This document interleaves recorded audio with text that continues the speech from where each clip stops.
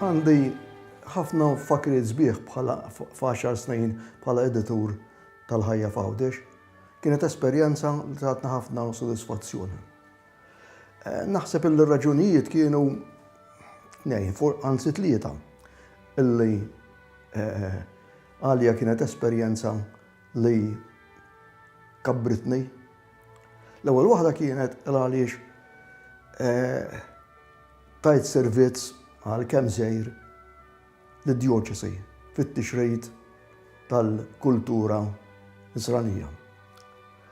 U l-oħra kienet li tajt servizz lill-Għawdex li għali huma żewġ kawżiet biex ngħidlek sagrosanti li nagħti kontribut żgħir ċkejken kemm lid-djoċesi u kemm lill-Art Walidi. Qed ngħid tlieta mhux tnejn il-kawżi li tawnu sodisfazzjon, għaliex rrid nistqar li xi ftit egoizmu kien hemm ukoll, fis-sens li jiena l-kidba li wieħed jikteb li nikteb hija wkoll passatemp għalija, allura kont nidħol iktar bil-qalb għal dawn iż-żewġ kawżi li jiena għalija kienu kawżi importanti.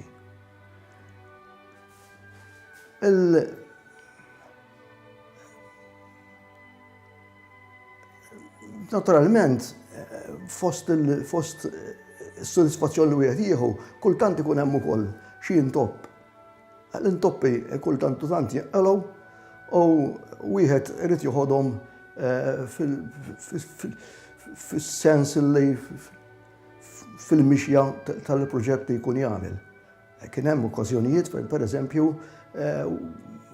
ikun hemm kritika, mhux kritika kostruttiva, ma forsi xi kritika negattiva, pressjoni fuq xi ħaġa li tkun dieret fil-Ħajja f'Għawdex, li għalkemm fis-soċjetà tagħna jaħbu ilek imma mbagħad titla' fil-wiċċ.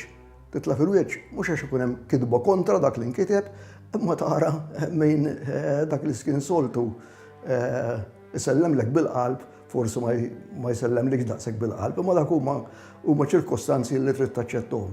Il-komplement kienet esperjenza sabiħa ħafna u il-kritika trid tkun. Għaliex jekk aħna niddefendu l-kawża ta' Għawdex, kultant irid ikun hemm milli dak li ma taqbilx miegħu tesponih quddiem ħadd ieħor. Fakriet sbieħ għandi wkoll ta' l-Isqof Nikol Kawkej illi għalih l-istampa Kattolika kienet xi ħaġa ħver mal-qalbu. Rrid ngħid illi qatt ma ndaħalli x'jidher fir-rivista. Dejjem urini fiduċja fija u ħalla dejjem f'idejja, qatt ma kelli liċken pressjoni biex tidher ħaġa u ma tidherx oħra. U inta dak kont nirrispetta ħafna wkoll għax kien ħallini fil-libertà u ma nsibx ruħi mxekkel minn xejn. Imbagħad għandi tifkiriet ukoll sbieħ ħafna ta' Don Anton Sultana. Don Anton Sultana li ħadem ma' tliet edituri oħra barra miegħi, ġifieri għal ħafna snin. Kien pubblikatur fi żmieni u għalih kienet ferm rivista għal-qalbu. Minn xahar għal ieħor kien jgħix bija.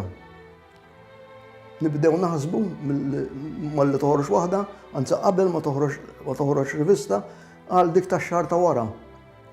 Niftakar meta kien l-isptar mikul bil-mart. Kont immur fejnu u kif immur fejnu nara wiċċu jixel. Fiex wasalna kienet tkun l-ewwel mistoqsija tiegħu.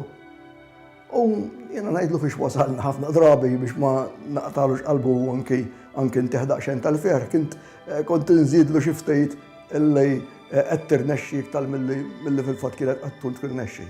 Imma dejjem niftakarni li malli mmur bil-rivesta tal-Esta minn dak l-uġieħ li kien iħoss jagħmel ftit mumenti, ftit waqtiet illi jistrieħ. Kont inħoss illi r-rivista għalih kienet terapija. Dak iż-żmien ma kienx għadu kapaċi jaqra fis-sodda laqqas kien jara stampa, jikkonoxxi x'hemm f'stampa, imma hu għalih li jkollu f'idejh ir-rivista, iħossa f'ben subaħ u forsi xkom ukoll ir-riħa tagħha kienet għalih terapija. Dawk huma xi tifkiriet li jiġuni f'moħħi jekk ma l-ewwel daqqa tagħna.